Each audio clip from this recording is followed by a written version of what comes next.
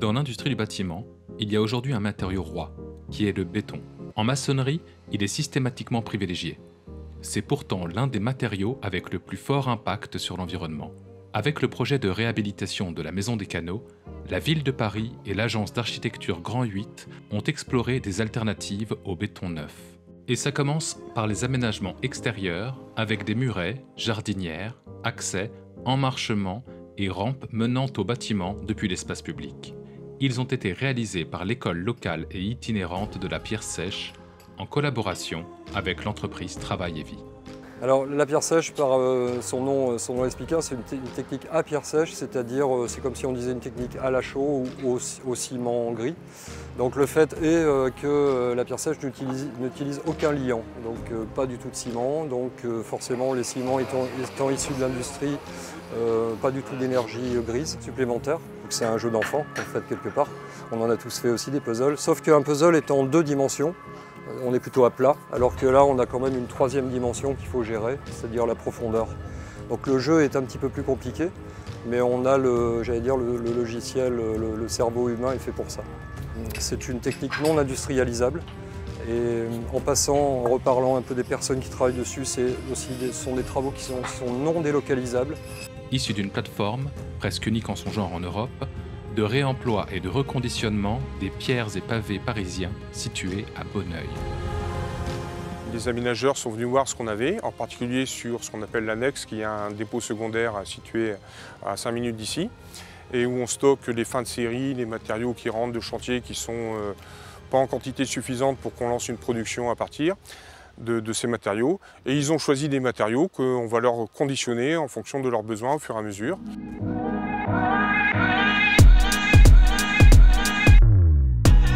Le béton de ciment est très impactant dans sa production.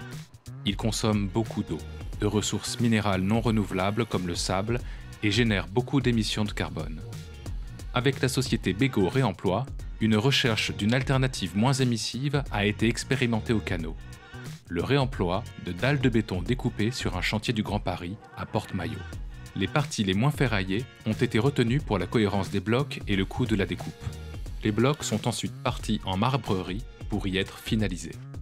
On va avoir une étape de finition qui va être faite pour le revêtement de sol de la Maison des Canaux sur site, c'est-à-dire une étape de rebouchage des pores, minéralisation, voilà, montée en brillance et de ponçage tout simplement. Et puis aussi ajout de matériaux pour le rendre hydrofuge et empêcher d'avoir un traitement anti-tache. Les dalles de béton ont ensuite été posées dans la salle à manger et polies pour faire un beau revêtement de sol. D'autres alternatives au neuf ont été recherchées, notamment auprès de Seine-Saint-Denis Habitat qui s'est fixé l'objectif de 0 déchet pour la démolition de la cité Youri Gagarine à Romainville. On a travaillé donc en début d'opération avec un AMO Réemploi qui nous a accompagnés dans le lancement d'un diagnostic ressources afin de pouvoir évaluer le potentiel de réemploi des matériaux du bâtiment.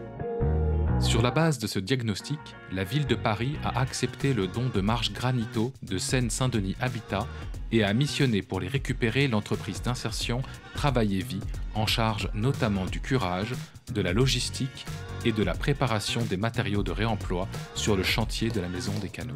On associe la logistique en interne du chantier, mais aussi on va chercher, comme ici, des matériaux sur un site de déconstruction, on les prépare pour être reposés sur le site des canaux. Les marches Granito ont enfin trouvé leur seconde vie dans les sanitaires et la cuisine de la maison. Elles ont rejoint les nombreux matériaux issus de la maçonnerie circulaire comme les pavés parisiens, les dalles de Bego, mais aussi ces carreaux de ciment réemployés in situ ou encore ces carreaux de faïence créés par l'atelier de design, studio issu du réemploi des terres des jardinières existantes. Toutes ces actions ont permis de préserver des tonnes de ressources et de CO2.